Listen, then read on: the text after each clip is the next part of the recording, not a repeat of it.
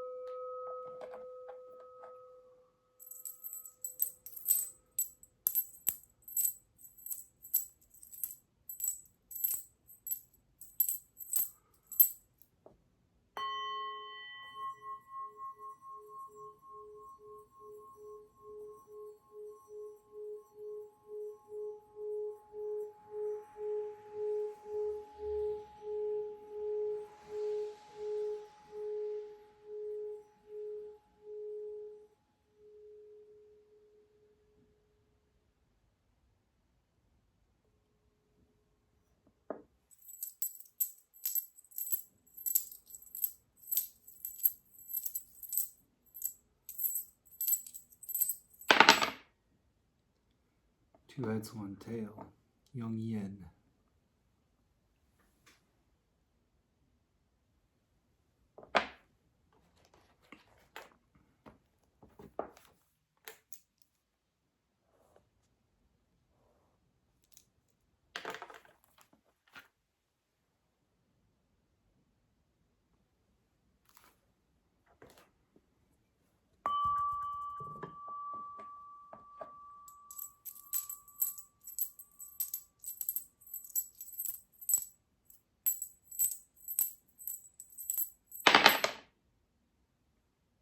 Two tails, one head, yang yang.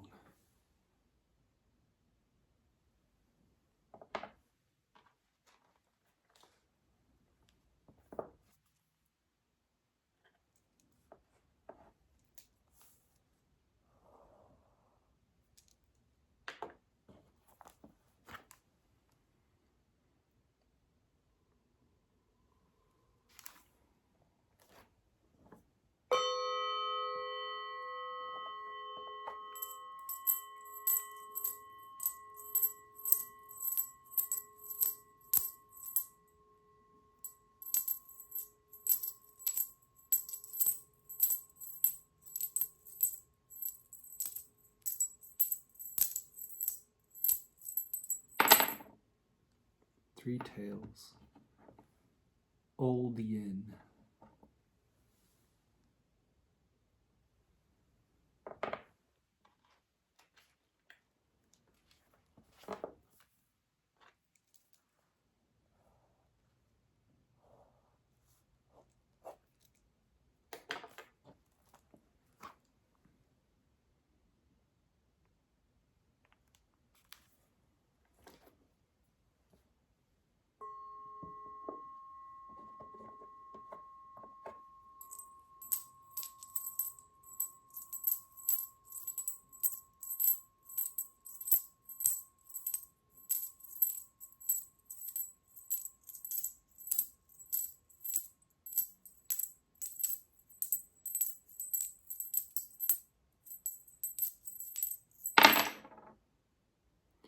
Two tails, one head, yang yang.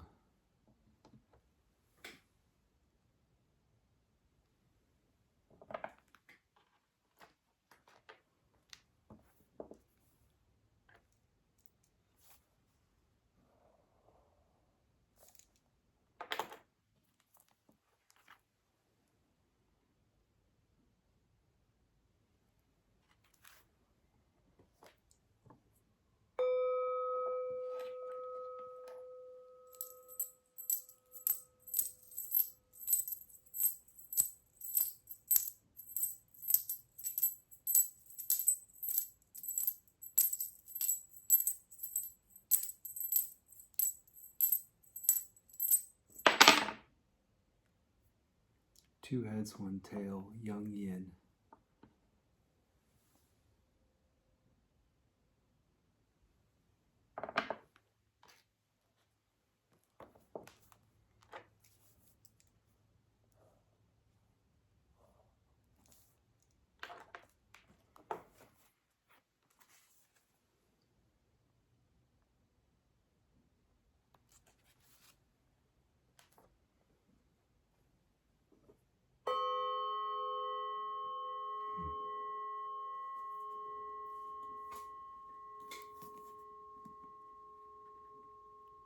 We will start by reading some passages.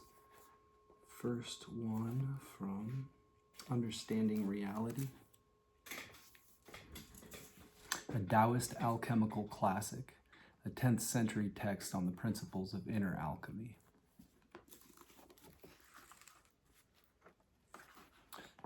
Verses on various themes. On the essential ground, the essence of Buddhahood is not the same or different. 1,000 lamps are together one light. Adding lamps does not make more lights. Removing lamps does not damage the light. Neither grasping nor rejection impinges on it. Neither fire nor water can obstruct it. Nothing in perception or cognition can assess it. The verse uses the term essential ground because the body of true essence is unmoving like the ground. Be there sameness or difference, though circumstances and events be manifold and various, dealing with them all with an equanimous mind is like the shining of 1,000 lamps, shining on all with a single light. The lamp's not one, but the light one. This essence has no increase or decrease. It has nothing to grasp or reject. It cannot be obstructed by fire or water. Also, just as the ground can sustain the weight of the mountains, and can take the thrust of the rivers, and can endure the injuries of myriad things, just as the ground is like this, so too the essence is like this. Perception and cognition have no existence in it.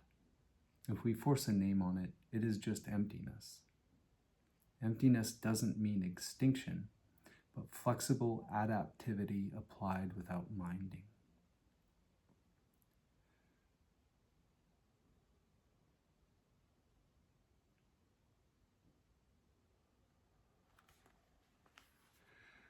The three realms are only mind. The subtle principle of the three realms as only mind.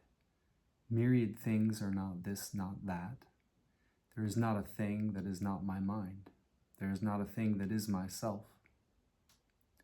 The three realms are the realm of form, the realm of desire, and the realm of no form. The realms of form and desire are realms of minding. The realm of no form is the realm of mindlessness. Neither minding nor mindlessness is the essence of Buddhahood. The title of the verse says the three realms are only mind, but what is to be called the true mind is the unminding mind, which is neither existent nor non-existent, in which neither being nor non-being stands, and things and self are all ultimately empty. In the mind of the true mind, myriad things are one body, without division into this and that. There is nothing that is not my mind, refers to not clinging to voidness. There is nothing that is myself, refers to not sticking to forms. Not clinging to voidness, not sticking to forms, there is just one mind. One mind is one essence. Mind is Buddha, and Buddha is mind.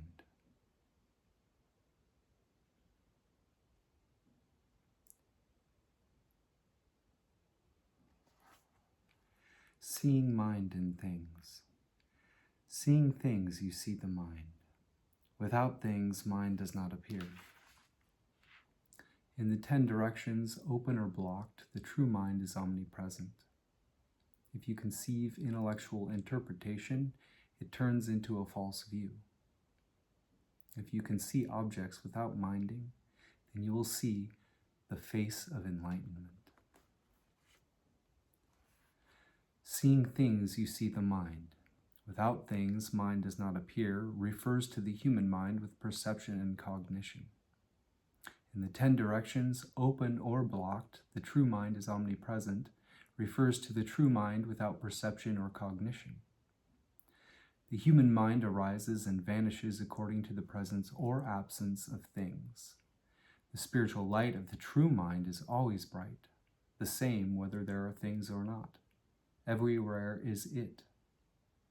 It neither arises nor vanishes, and cannot be assessed by the human mind with its limited faculties of perception and cognition. If you try to understand the true mind by the intellect, you are recognizing a thief as your child, a false view and a serious error.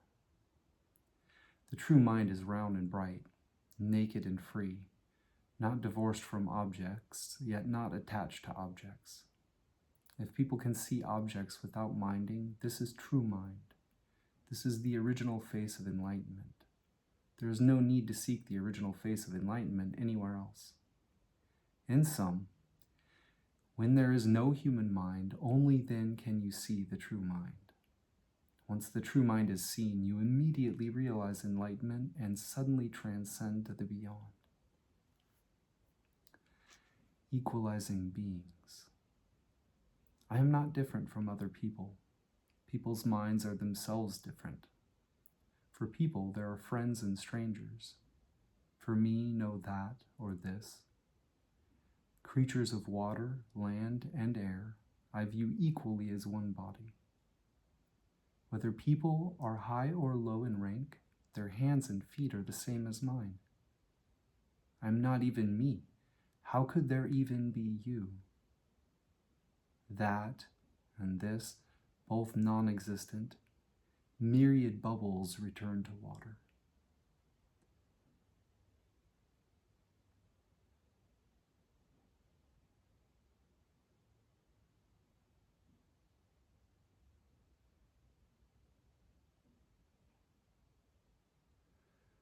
The title of this verse is Equalizing Beings, which means equally seeing others and self, friends and strangers, fish, animals, and birds, people in high and low ranks as one body alone.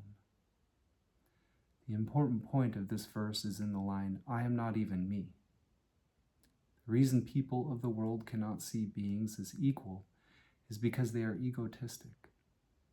If one can be selfless, how can one know there is a second person? With you and me both forgotten, myriad beings all empty, they are equal of themselves without being equalized. Mind itself is Buddha. Buddha is mind. Mind is Buddha. Mind and Buddha are basically illusions. If you know there is no Buddha and no mind, this at last is the real Buddha of true suchness. The real Buddha has no likeness. A single round light engulfs a myriad forms. The bodiless body is the real body. The formless form is the true form. Not material, not void, not non-void, not moving, not still. It does not come or go. No differences, no sameness, no being or non-being. It cannot be grasped or abandoned, cannot be listened to or looked at. Inside and outside, round and bright, it pervades everywhere. One Buddha land is in a grain of sand. One grain of sand contains a universe. One body and mind, 10,000 are the same. Knowing this, you should understand the principle of unminding. Not being conditioned or obsessed is pure work. Not doing anything, good or bad, is paying honor to Kasyapa. The important point of this verse is in the line, knowing this, you should understand the principle of unminding. Unminding does not mean ignorance. If it were ignorant unminding, it would be the same as a wood carving or clay statue. How could it be said mind is Buddha?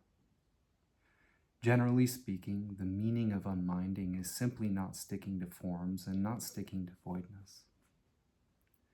The true mind has no substance or form. Originally, there is not a single thing in it, so what form could it have? The light of the true mind engulfs myriad things, all pervasive without obstruction. How could it be void? Not form, not void, round and bright, clean and naked, mind is Buddha. Buddha is mind, yet neither is mind or Buddha. Therefore it says mind is Buddha, Buddha is mind, and it also says mind and Buddha are basically illusions. If you perceive mind as Buddha and also know it is neither mind nor Buddha, the principle of unminding can avoid falling into nihilism.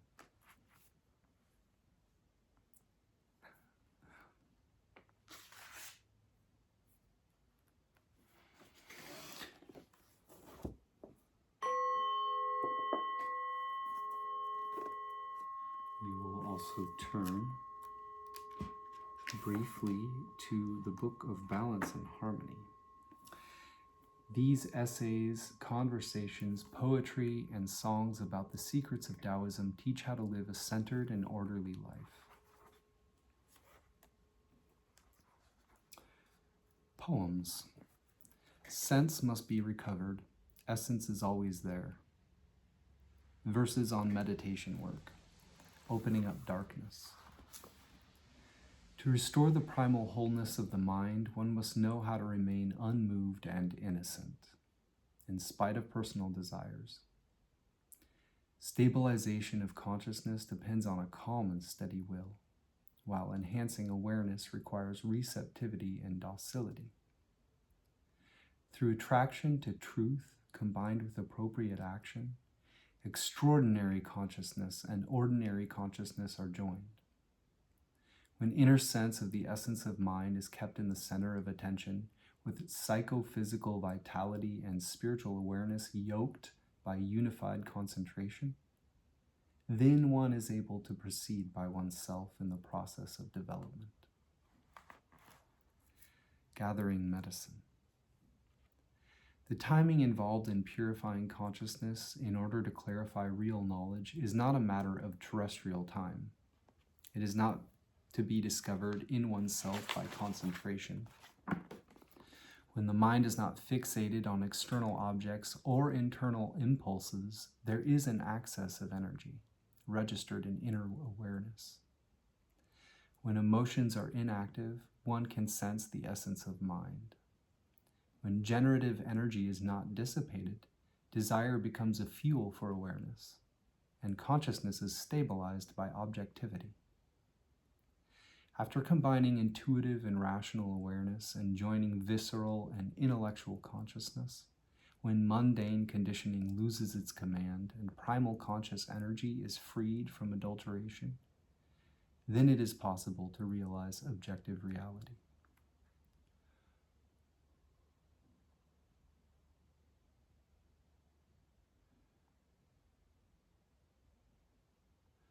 Promoting the fire. Having gone through the time of the first arising of natural energy, you naturally have true positivity returning according to the time. The fire of concentration emerges from the heart. A peal of thunder along with movement comes from within stillness. Energy and spirit combining produce spiritual substance. Mind and breath resting on each other form the spiritual embryo. When you have passed through the experience herein, the 9 apertures of the 3 passes all open.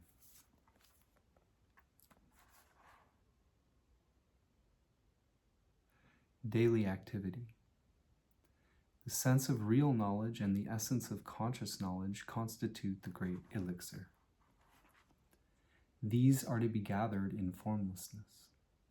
With doing and contrivance, after all there's cogitation, with no seeking or grasping, there is no worry.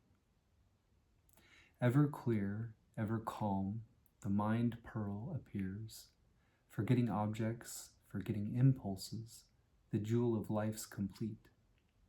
The 2 roads of movement and stillness, free from obstruction, the Isle of Immortals is right where you are.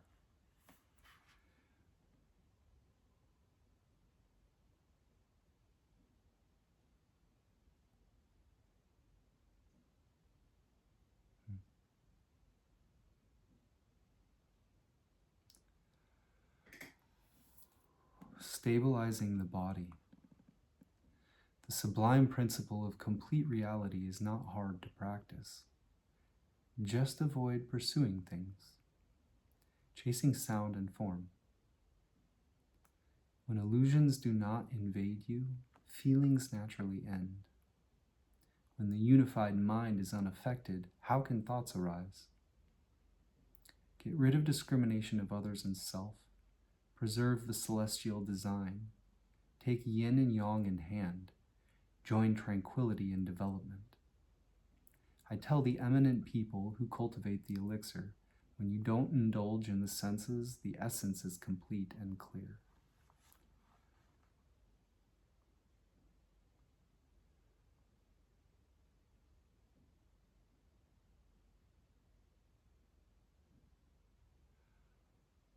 Combining yin and yang. To reach the Tao is basically not hard. The work lies in concentration. When yin and yang, above and below, always rise and descend, the ubiquitous flow of vital essence naturally returns of itself. At the peak of awareness, reality becomes accessible to consciousness. In recondite abstraction, non-doing joins with doing.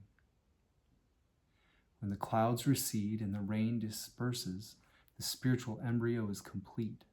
The creative principle comes into play, producing a new birth. Passing through the barrier. After all, what's the difficulty in the real eternal Tao? It is simply in the daily activities of the present time. Once you join action and calmness and know how to open and close, the twin orbs of creativity and receptivity revolve on their own.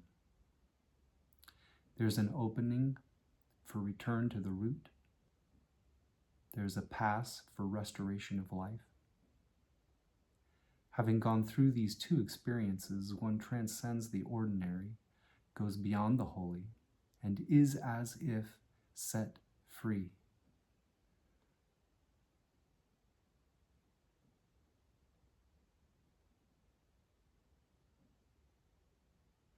Going out and in. The valley spirit not dying is the mysterious female. This is the opening and closing mechanism of activity and passivity. Coming and going over and over, never ceasing, they alternate successively without deviation. A white-headed ancient rides off on a dragon. A blue-eyed foreigner comes back on a tiger. What is realized as a result of the work? Throughout sky and earth, the moonlight shines.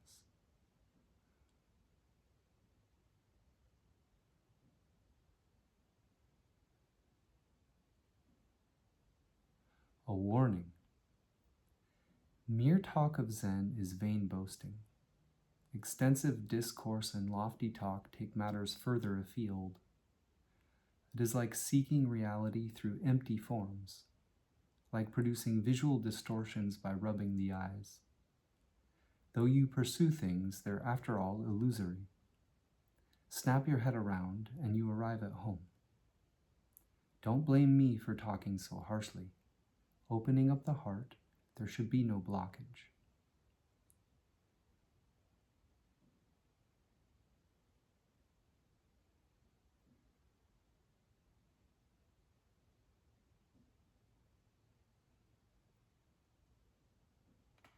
Drawing back from error. 3,600 side door methods, fixated people are befuddled by them. Daily wasting attention on reifying views, when will they ever understand life and return to the root? Why speak of exceptional attainment of intellectual brilliance? Expertise in intellectual knowledge is not worth discussing. All forms and names, all external characterizations ultimately amount to no more than so much mental gymnastics.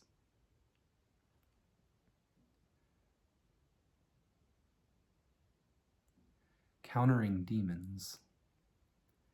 How can torpor and drowsiness be prevented in meditation?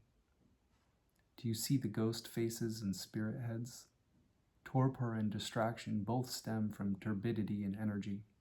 Thoughts of objects continue because of such conditioning. When the tide comes in, the water comes up to the banks. When the wind is still, there are no waves on the river. When essentially serene, feelings empty, mind unstirring, there's no torpor or distraction in meditation, no demons in sleep.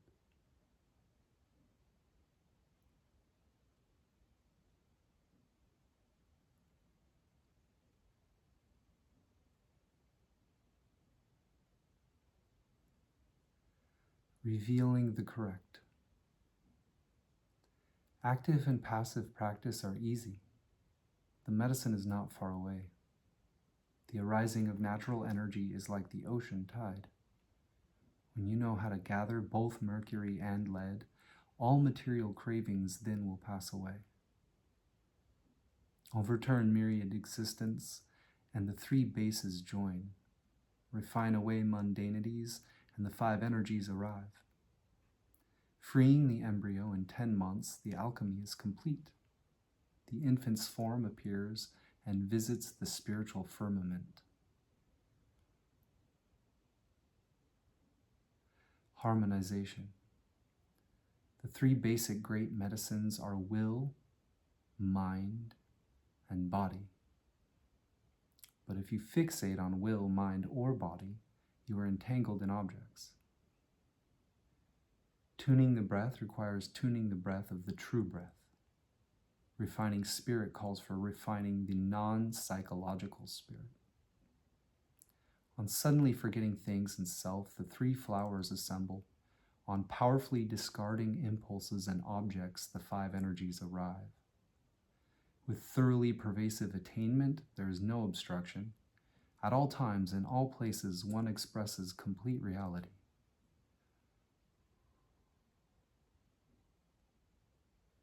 Clarifying the basis. Since the body is non-absolute, labels are arbitrary. Once there are labels, the mind gets tangled up. The waxing and waning of yin and yang polish present and past.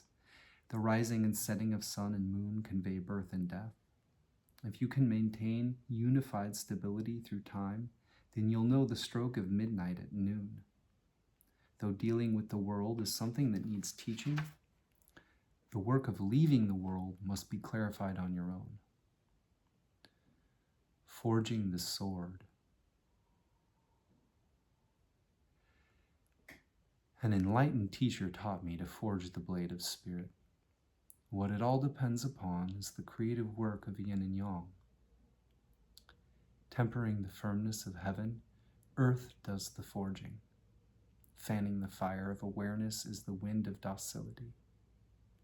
Having achieved unfailing concentration, the mind director is skilled.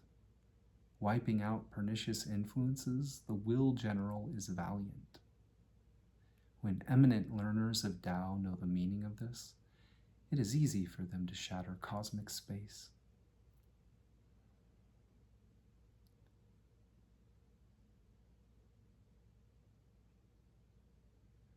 The moon cave. The moon cave is clear and deep, the environment most beautiful. The one who dwells there makes a living upside down, refining the gold potion in the jade furnace, cooking white snow sprouts in the gold cauldron, operating the cosmic cycle, turning the handle of the Big Dipper, alternately passive and active, conveying the flow of energy, having passed through all the barriers, he freely sails the silver river in peace.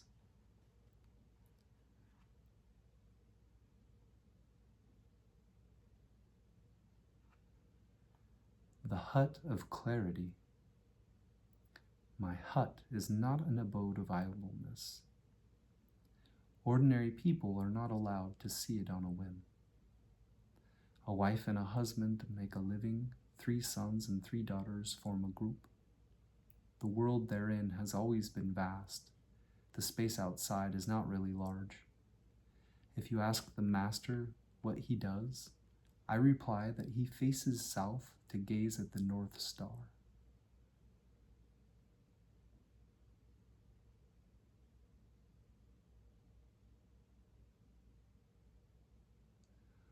poems extolling true happiness. Buddhas and immortals are all products of people of the world. Nevertheless, those astray simply do not know. Either they compete out of greed for fame, or else they rush around in a struggle for profit. Groaning and sweating under the burden of business, laboring busily to support wives and children. Even if you're prosperous and have a beautiful wife, none of it will accompany you when you pass away. How can this compare to complete reality? Marvelous, unique. Here's true happiness, known within one's heart. The elixir comes from non-refinement. Refined in refinement, the Tao goes to non-doing. Done in doing. Stopping thoughts, stopping entanglements, tune the generative energy. Forget hearing, forget seeing, nurture the spiritual infant. After the alchemical foundation is securely set up, 5-colored light penetrates the curtains. Use earth for the furnace, heaven for the cauldron. Penetrate the subtleties, comprehend inner design, and you'll attain immortality. It's all a matter of controlling sense and returning to it to essence. This is cooking mercury and mixing it with lead. Stop compulsive involvements and the pill of elixir glows. Keep correct concentration complete and the jewel crystallizes. This is the method of extraction and addition. No need to worry anymore asking about the mystery. Active and passive practice are easy. The medicines are not remote. Creative evolution is just like the ocean tide. The medicinal ingredients are just cold and non-being. The fiery elixir is cooked wholly in concentration. When the primordial and temporal conjoin, all entanglements cease. When the celestial and earthly commingle, the 5 energies return to the source. When obscurity is gone and illumination is pure, then the work is done. The true human emerges and visits the spiritual sky. To refine the elixir, first harmonize energy and spirit. The water of reality is repeatedly poured on, the fire of wisdom heats it. Focus the spirit on energy, purify energy by stillness, preserve purity by attention, then sense, essence, and will join into one. The primal celestial comes back. Conditioned mundanity dissolves. The golden furnace upright, 1,000 spirits meet. The work in the cauldron complete, myriad forms pay court. The medicine made, the elixir complete, the spirit goes free. The whole body emerges, now completely bared.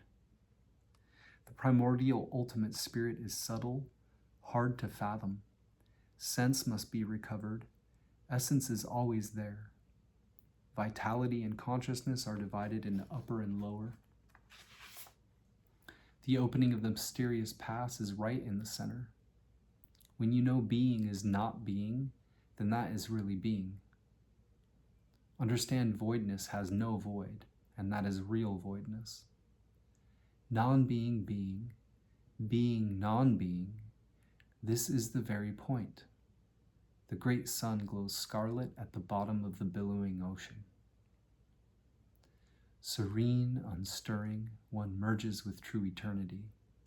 Dissolving all obscurities, spontaneously restores light.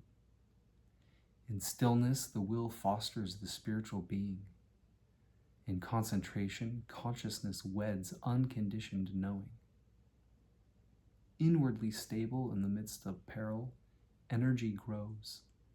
Action coming from calmness. Vitality's ebullient. In the silver river, there's not the slightest shadow. The gold moon appears alone, shining with spiritual light. The marriage of the beautiful maid to the metal man depends entirely on the work of the yellow woman to join them. When husband and wife come together, the clouds and rain of their feelings combine. At leisure, they drink in the mansion on the crimson hill. Intoxicated, they sleep together. in the chamber of the purple climax. Bliss in the evenings, happiness in the mornings, their sympathy is profound. In a year, they give birth to a baby. There are husband and wife in everyone's body, but the ignorant are too fixed on delusions. Instead of seeking creative evolution within, they set up alchemical foundations outside. They mistakenly take arts of sexual intercourse to be the 9 cauldron of the ancient sages. It's hard for such animals to repent. Before long, death will come after them. I will tell you about the husband and wife inside the body, the blue-robed girl and the white-haired old man. When metal, sense, and wood, essence, combine, black mercury and red lead spontaneously commune sensitively. Facing the moon and the breeze, the spirit is free and blissful, producing endless clouds and rain. If you can truly understand this ultimate principle, crystallizing the embryo of reality is then a simple affair.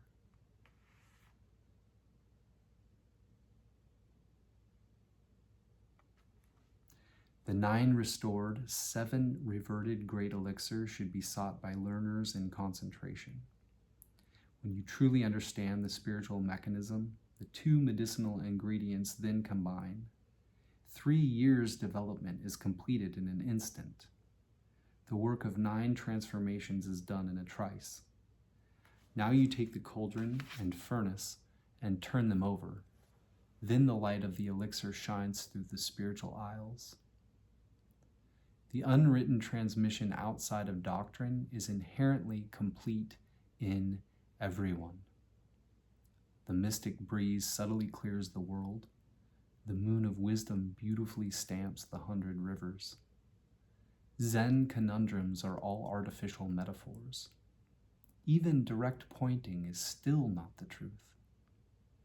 Conveying the experience which is before history is not in the Confucian circle of the absolute.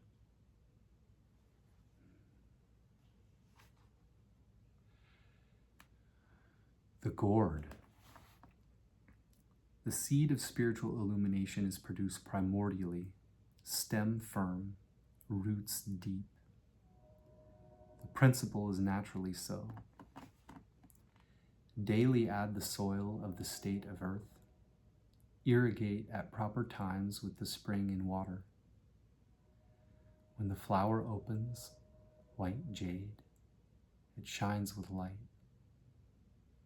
When the fruit forms, yellow gold, it is round and firm. On completion, the top of the head opens up. Here, there is another universe.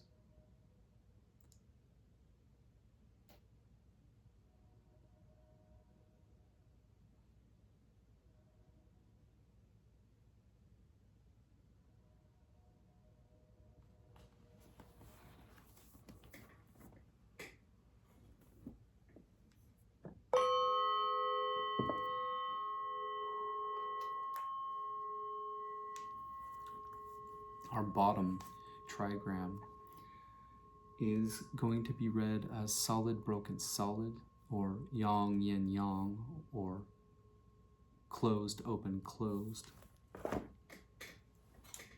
And that is the trigram Li, fire and light. Li is fire and light, both inner and outer.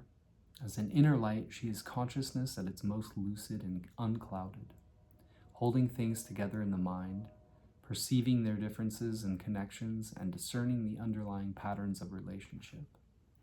And as well as vision, Li is the light that makes things visible, the power to cast light on things, spreading clarity and the awareness of order.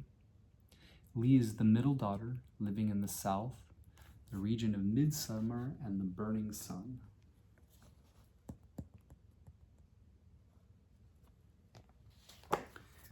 The top or outer trigram of our primary hexagram will be read as broken, solid, broken. This is Kan, water. Kan is deep water, flowing and formless. He is the complement of Li, dark where Li is bright, unconscious to her sharp lucidity, and represents a more fluid, intuitive, and emotional way of perceiving. This is danger, exposure and solitude, and the need to respond with courageous self-reliance when confronted by the haunting unknown. Water is the middle sun, situated in the north, associated with midwinter and midnight. When we have Con, water, above Li, fire and light, those two trigrams combine to form the hexagram. '63.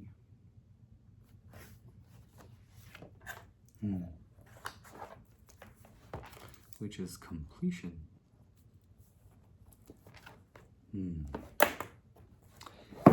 Our top trigram or outer trigram will transform to solid, solid, broken. That is because our 1, 2, 3, 4th line is an old yin, and it transforms to a yang yang. Anyway, that makes it solid, solid, broken on our top or outer trigram, changing our hexagram to a supporting hexagram. Solid, solid, broken is dewy, lake or marsh. Dewy is lake and marsh, abundant energy that teems with life. She is the impulse to communicate, share and exchange, and delights in both inner and outer conversation. She brings things into circulation and gives them voice. This is the sheer enjoyment of participating in life to the full, expressing ourselves and hearing others and satisfying our desires. Lake is the youngest daughter, spirit of the fertile west and of autumn.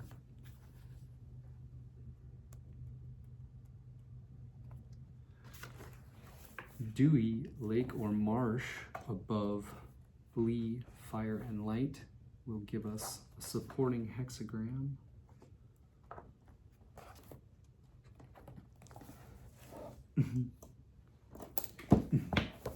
Of 49. The way our answer to the question we bring to the I Ching when we consult the oracle will be understood. That question having the general context of how can I act in creative relation with the spirits or forces shaping this moment of time. We will understand the answer to that when we understand how the parts of our reading work together. The key to understanding a reading is to know your way around its main components, how they fit together, and the different roles they play. If your reading includes changing lines, then you will need to understand primary hexagram, relating hexagram, and changing lines together. The two hexagrams in conversation with one another map out your whole answer. The primary hexagram shows you quite directly what your answer involves. The relating hexagram generally describes what the answer is about for you. It sets the primary hexagram in a broader context, an influence, a direction of travel, an underlying issue that has to do with you and your relationship to it all. If the two hexagrams map out a landscape for you, then the changing lines stick a pin in that map to say you are here, or at least here are some places you may find yourself. They are the immediate answer to your question. As the most specific, focused part of a reading, their message always takes precedence over all other elements. For example, the primary hexagram might describe a reassuringly secure situation, but a changing line could warn how insecure your position is within it.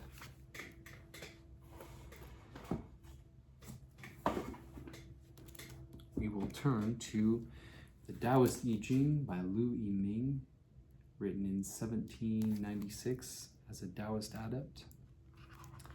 In the beginning, there's short little definitions of each hexagram, and so we will turn there first to get a lay of the land. 63 is settled. Mutual completion of yin and yang, forestalling danger to stabilize attainment. And our supporting hexagram 49 is revolution, refining personal desires to become unselfish.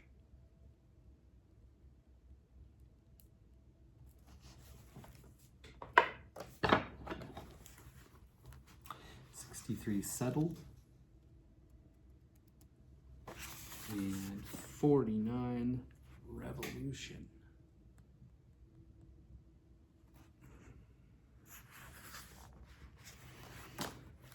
We will start by reading the text section, which contains our changing lines, and then we will read the commentary section after we read our changing lines, which are the most focused part of our reading, and they take precedence over all other elements. So when we move on to the commentary section, we will take note of that the thing we read directly before the changing line, line 4, that will be putting a pin in the map to say you are here, or at least here are some places you may find yourself. Our primary hexagram settled is number 63. Settlement is developmental, but it is minimized. It is beneficial to be correct. The beginning is auspicious, the end is confused. Explanation. Settlement means the mutual completion of yin and yang. Being settled is the culmination of the mutual completion of yin and yang. As to the qualities of the hexagram, above is water, a pitfall, and below is fire, luminous. Using danger to nourish illumination, using illumination to guard against danger. Understanding is born from difficulty, and difficulty is passed through by understanding. As illumination and danger, understanding and difficulty offset each other, this is called settled. This hexagram represents forestalling danger, foreseeing perils, and stably completing the basis of the elixir. It follows on the preceding hexagram, faithfulness in the center. Faithfulness in the center involves joyfully harmonious praxis leading to deep attainment of self-realization, so that any completeness of yin and yang can be settled. As long as there is incompleteness, one should seek completion. Once complete, one should preserve completeness. Preserving completeness is the work of stabilizing and completing the basis of the elixir. Stabilizing the basis of the elixir is a matter of using illumination to guard against danger, holding off danger, and nurturing illumination. Nurturing illumination means concealing illumination within, having knowledge but not using it, having ability but not employing it, clarifying the quality of illumination and resting in the ultimate good. Forestalling danger involves being careful outwardly, not acting in any way that would be improper, not doing anything that would be unjust, living according to one's basic state and not wishing for anything else. Once one can nurture illumination inwardly, one can also ward off danger outwardly. Illumination has nourishment and is not damaged. Danger dissolves and encountering illumination. Illumination is the quality of fire, positioned in the south. This is the spirit. Danger is the quality of water, positioned in the north. This is the vitality. When the spirit is prone to activity, fire flames up. Using vitality to nurture the spirit, fire is treated with water and irritation vanishes. When vitality leaks out easily, water flows downward. When vitality is governed by the spirit, water is treated with fire and thoughts of lust disappear. When irritation vanishes, the spirit is peaceful, so the mind is empty. When lust disappears, the vitality is whole, so the belly is full. When the mind is empty, the human mentality is absent and true yin appears. When the belly is full, the mind of Tao emerges and true yang arises. With true yin following true yang governing true yin and true yang can join, and in ecstasy there is form. In trance there is vitality, crystallizing into a tiny pearl. Swallow this and it will extend life infinitely. So it is that settlement is certainly developmental, But once yin and yang are complete, illumination is vigorous. And when illumination is vigorous, it is easy to presume upon illumination and act arbitrarily. Unless one is very careful, one is likely to slip, and illumination, having culminated, will turn to darkness. The mind of Tao again obscured, the human mentality again arises, and in the middle of settlement and completion, there is unsettling and incompleteness. This is the minimization of the development of settlement. Generally speaking, as long as things are unsettled, most people are careful and conscientious, using lucidity to prevent danger. Once things are settled, people relax, thereby endangering themselves, obscuring lucidity, and inviting peril. So when the development is small and not great, and what is gained is again lost, it is all for this reason. Therefore, the developmental aspect of settlement is only beneficial if correctness is preserved. Correctly nurturing illumination, correctly preventing danger, naturally clarity will not be damaged and danger will not arise. But using illumination to forestall hazards is primarily beneficial in the beginning of settlement. The beginning is auspicious, the end is confused. That the beginning is auspicious means if one nurtures illumination early on, even if there is danger, there is no peril. That the end is confused means that if you use clarity excessively, you invite danger where there is none. It is all this one clarity, all this one danger. If you can nurture clarity, there is no danger. If you use the clarity too much, there is danger. So practitioners of Tao should prevent the danger early on in the beginning of settlement.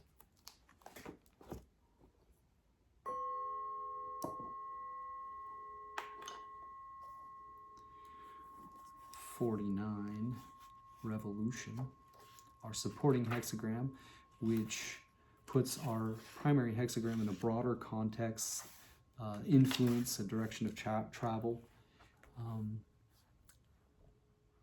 Shows what the primary hexagram means for us. Revolution, hexagram 49, our supporting hexagram. In revolution, the sun of the self is truth. This is creative, developmental, fruitful, and perfect. Regret vanishes. Explanation. Revolution means riddance. The reason for riddance is obsolescence. As for the qualities of the hexagram, above is lake, joyous, and below is fire, luminous. Joy is based on illumination, while illumination controls joy. In joy, there should be no delusion. In illumination, there should be no obscurity. Producing joy from within illumination, having illumination within joy, therefore it is called revolution. In the image of the hexagram, lake is metal, associated with the west. Fire is the fire associated with the south. Refining metal by fire, when metal meets fire, it produces brightness and is melted down.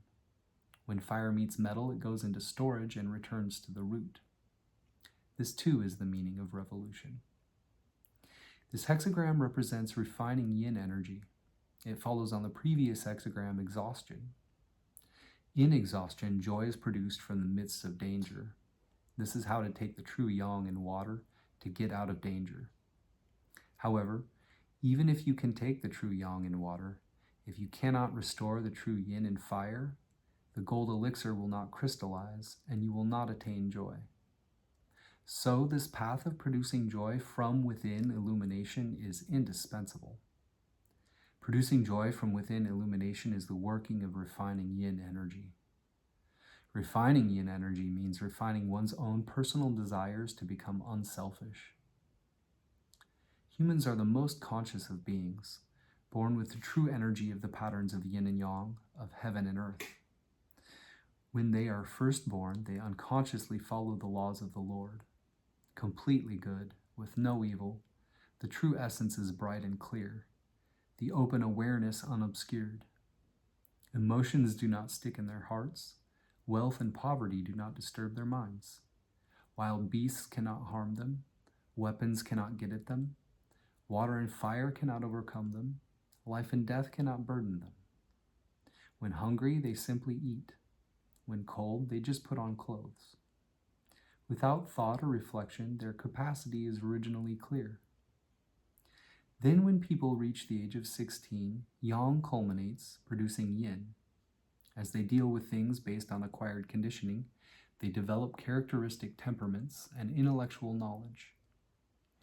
At this point, only sages or superior wisdom granted by nature, when they are not opposing nature in the primal state and when they serve nature in the temporal state, are able to preserve primal reality and not be damaged by acquired conditioning. Among mediocre and lesser people, rare are they who are not ruled and manipulated by acquired conditioning. After this, 100 anxieties confuse their minds. Myriad affairs belabor their bodies. They take the artificial to be real, abandon the true, and enter the false. As the days and years go by, they become estranged by habit from what is close by nature, and the quality of clarity is damaged.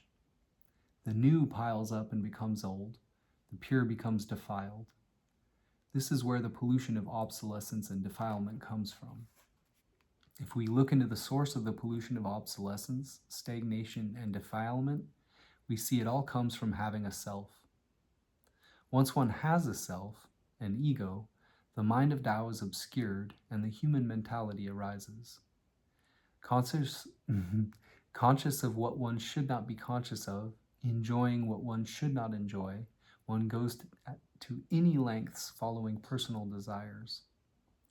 So revolution simply means overthrowing the ignorance of the self to restore illumination. But if one wants to overthrow the ignorance of the self, it is necessary that the self first be understood. Once the self is understood, one can be sincere in revolution, and the ignorance of the self can be overthrown. Therefore, in the path of revolution, the sun of the self is truth. The sun is an image of illumination, understanding. Truth means sincerity. If one does not understand, one cannot be sincere. If one can understand, one will be sincere. With understanding and sincerity as the first thought is truthful, one will be able to overthrow and revolutionize the self. Therefore, revolution contains a path of creativity and development. However, though revolution is creative and developmental, it is necessary that revolution be correct. If right and wrong are not differentiated and true and false are not distinguished, but all are overthrown together and one enters into nihilistic quietism, this is not correct and so is not fruitful. And not being fruitful, it is not creative or developmental. Only by correct revolution, conquering the ego and returning to propriety, getting rid of falsehood and maintaining truthfulness, burning away all the pollution of conditioning and bringing to light the true essence of the primal unified awareness, reaching this state, returning to the fundamental, integrating with natural principle, pure and clean without flaw, can the regret of having a self vanish. This path is not hard to know. What is hard is to carry it out. It is simply a matter of people being able to be sincere in revolution.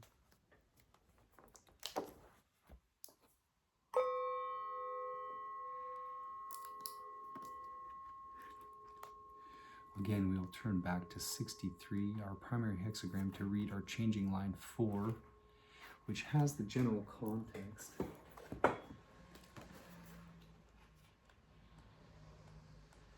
of the capacity for action, asking how the work can be done.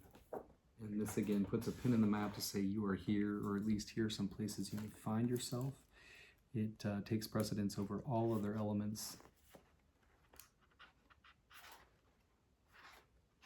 Changing line 4 of hexagram 63. Settled. With waiting to plug leaks, one is watchful all day. Explanation. When settlement is accomplished, one dismisses intellectualism and guards against danger. Like preparing, I think it's wadding. With wadding to plug leaks, one is watchful. like preparing wadding to plug any leak that may appear in a boat, being watchful all day. This is settlement in which one can guard against any unsettling.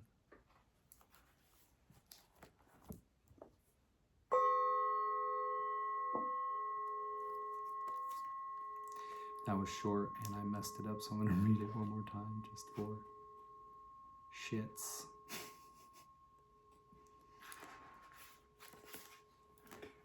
With wadding to plug leaks, one is watchful all day. Explanation. When settlement is accomplished, one dismisses intellectualism and guards against danger, like preparing wadding to plug any leak that may appear in a boat, being watchful all day. This is settlement in which one can guard against any unsettling.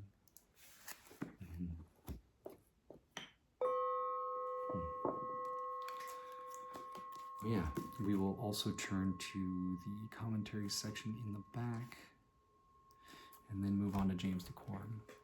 Settled, water above, fire below. Water is above fire, settled. Thus, superior people consider problems and prevent them. Settled means a matter is already settled. Above is water, below is fire. The water is above fire. Water is cold, fire is hot. When water is heated by fire, its coldness vanishes, and when fire is controlled by water, its heat stops. Water and fire in the same place is the image of being settled.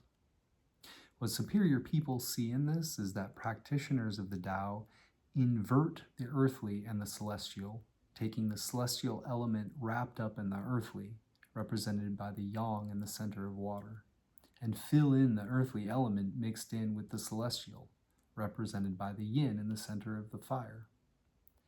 The earthly vitality transforms and the true vitality is born.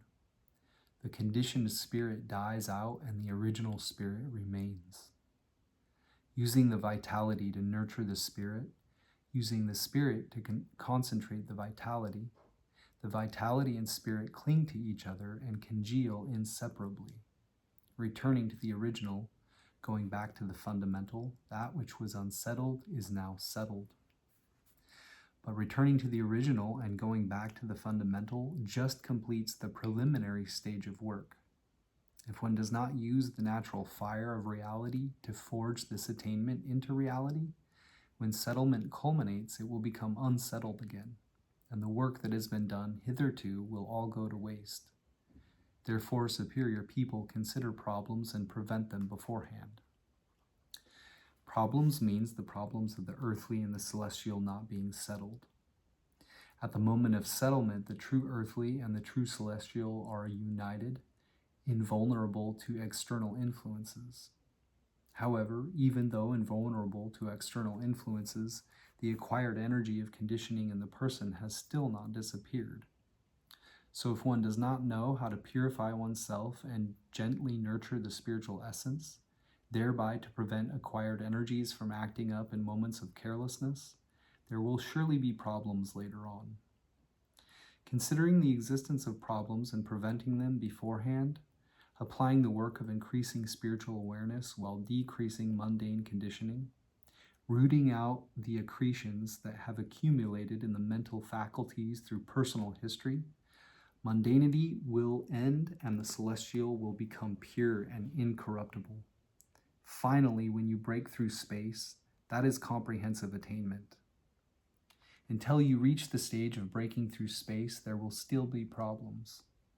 Therefore, practitioners of the Tao must consider that the state of great repose comes only upon breaking through space and freeing the real body.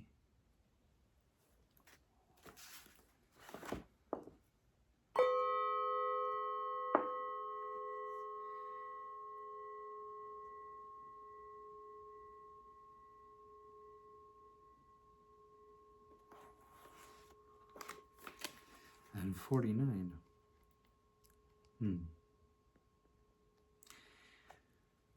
In the back commentary section, this is called change.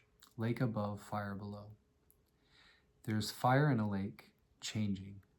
Thus do superior people make a calendar and clarify the seasons. Change is transformation. Above is lake, below is fire. There's fire in a lake. A lake is wet, fire is hot. If there is too much moisture, fire will dry it up.